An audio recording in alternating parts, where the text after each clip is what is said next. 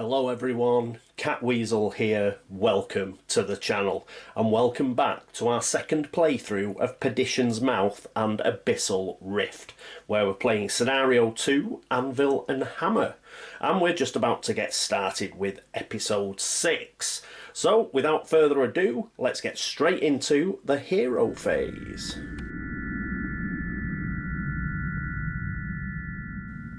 And here we are at the hero phase. So let's spin these around. So we're all ready to go. And who is going to go first? Well, I think Tyra will go first. So as mentioned, the end of last episode, we're going to go 1, 2, 1, 2 onto the bash segment. Now, she isn't able to bash anything whatsoever. So she's essentially going to stay where she is. I don't think she can do any movement or anything. No, she can't. But we will have to pick a response card, even though we're not actually hitting anything. So let's see what we've got. It was a +2.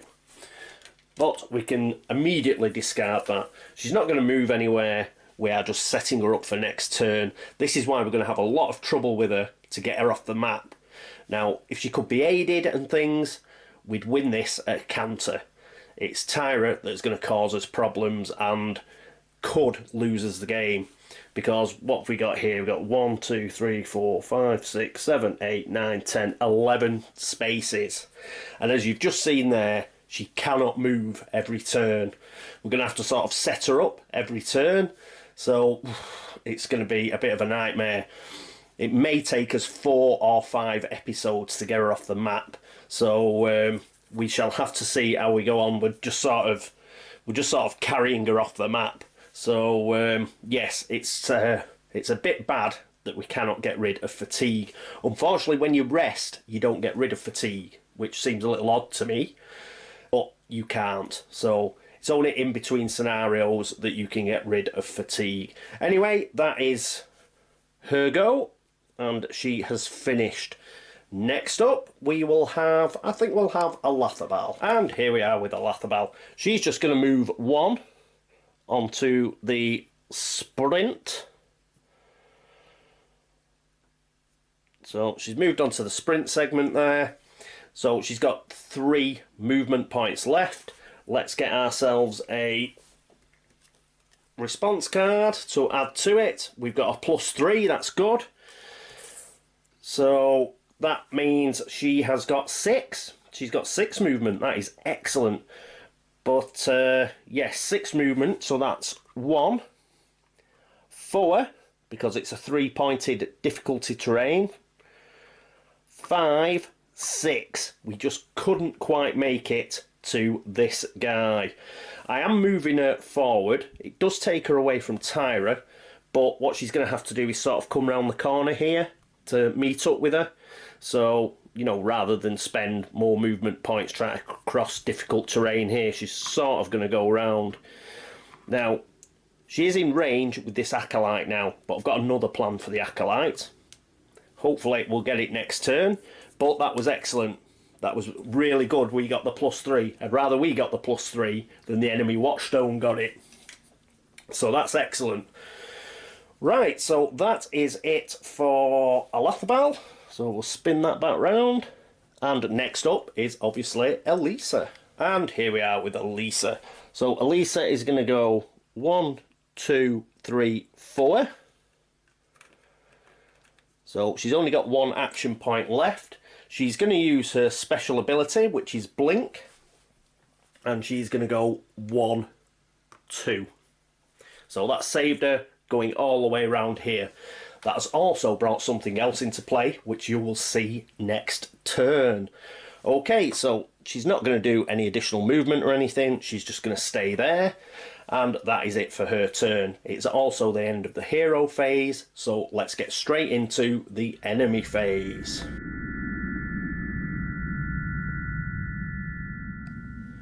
And here we are at the enemy phase, so let's get ourselves a response card. And we've got a +1. That is excellent. A lot better than +3. So that just takes us onto a spawn. So we've gone onto a spawn. It's a primary spawn. And we're going to spawn, obviously, the Ratika. After the Ratika, it's either summoners or Chilleens. The summoner, I'm probably not. We're going to avoid putting the summoner out. He can teleport up to 6 spaces, so I'd rather have Chilleens. You know, if we're trying to escape, I'd rather have Chilleens coming out of that particular nest rather than a summoner coming out of one of these trapdoors. So this guy comes out. We're obviously going to put him up here outside of this nest. So until such time as we cannot promote anything out of that nest, we will keep promoting our insectoids out of here. Do not want to be doing it here, so because that'll be just cutting us off from our escape. So that is it. We have spawned out of the primary spawn pool, and that is it for the enemy phase. Next up, let's do another turn, and let's do a hero turn.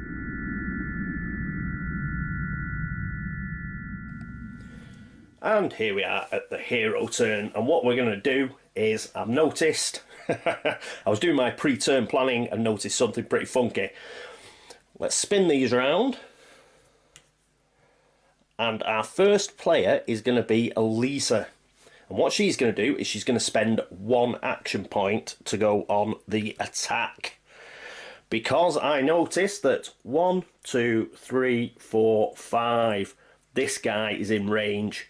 Even if he'd moved 1, 2, 1, 2, 3, 4, 5, he was still in range. So I knew I had a good chance of getting him once I'd studied the board. So she has got 6 range. She's only spent 1 action point. So the other 4 she's going to spend at 2 for 1. That gives her +2 action. That gives her +2 combat.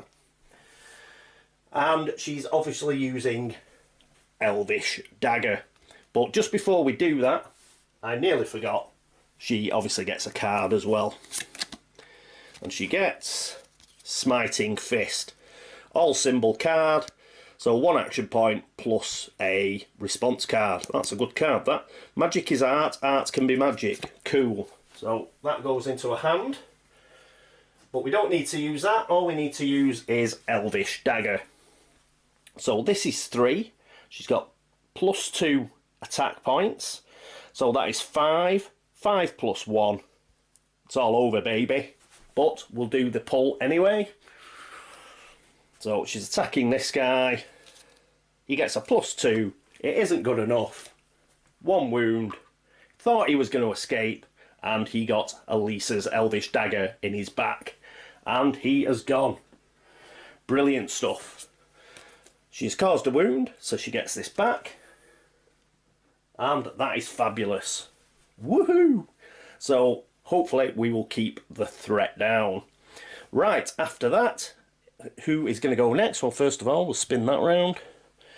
I think Tyra will go next. And here we are with Tyra. Tyra is going to spend 1 action point out of 3.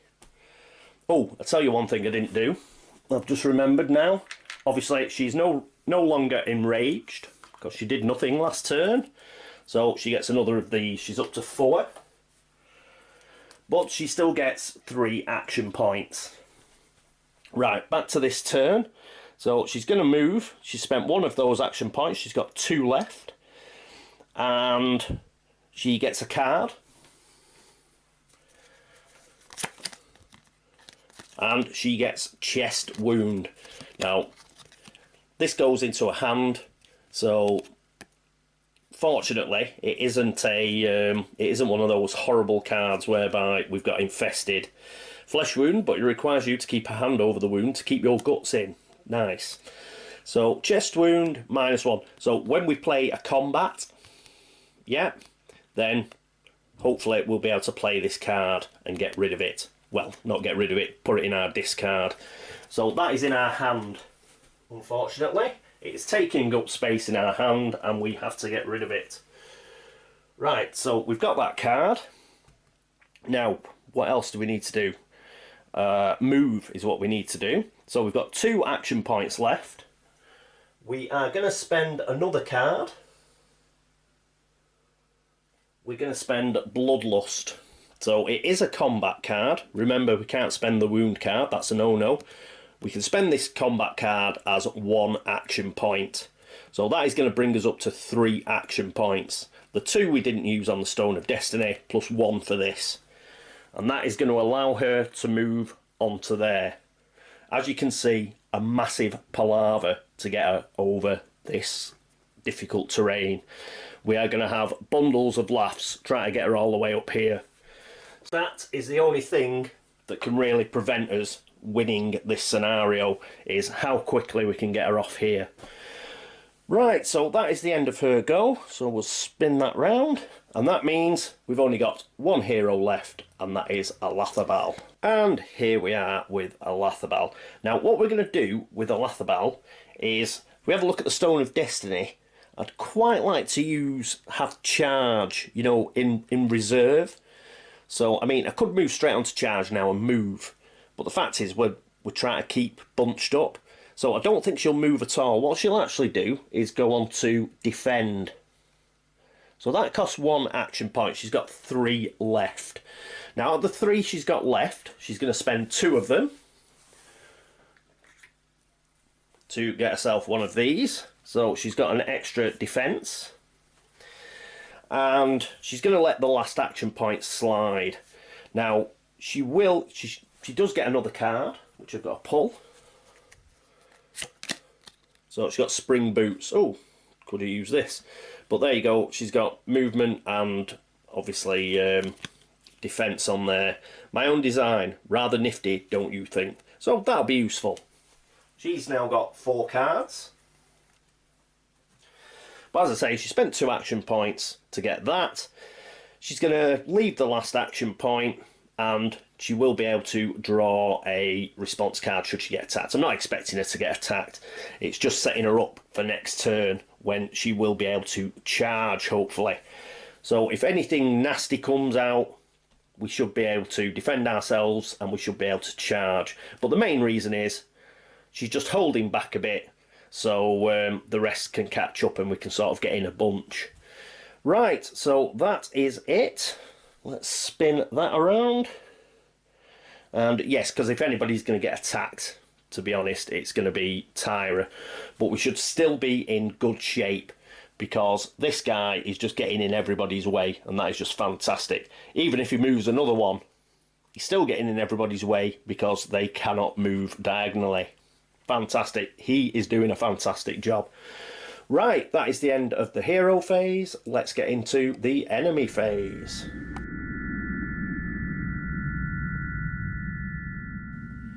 And here we are at the enemy phase. So let's pick a response card.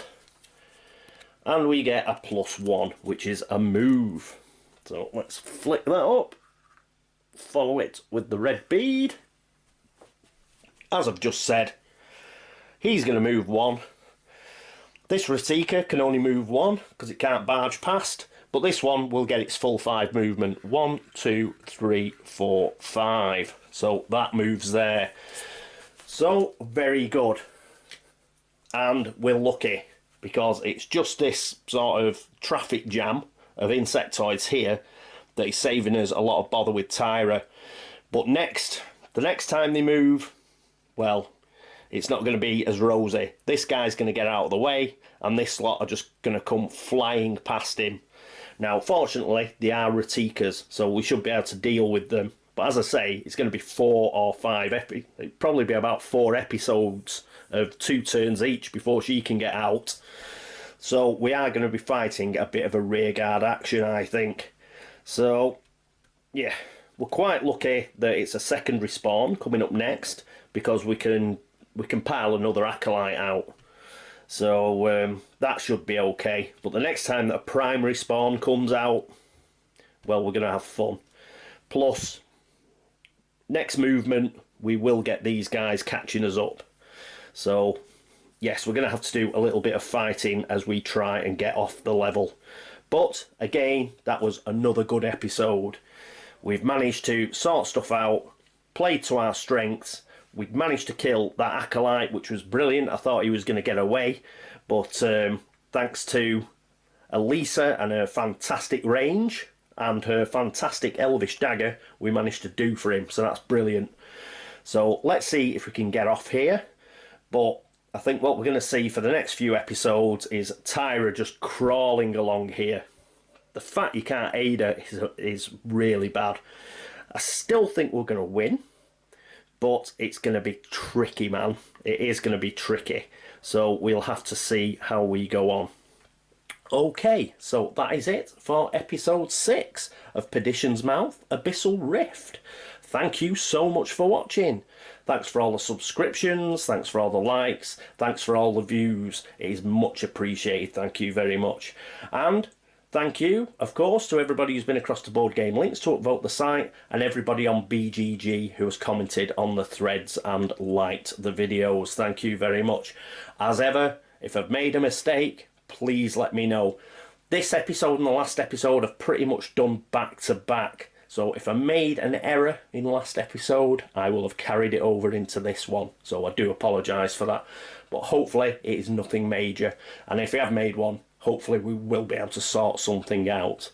That said, that is the end of episode 6. I hope to see you in episode 7 of Perdition's Mouth, Abyssal Rift. But until then, this is me, Catweazle, signing off. Toodaloo.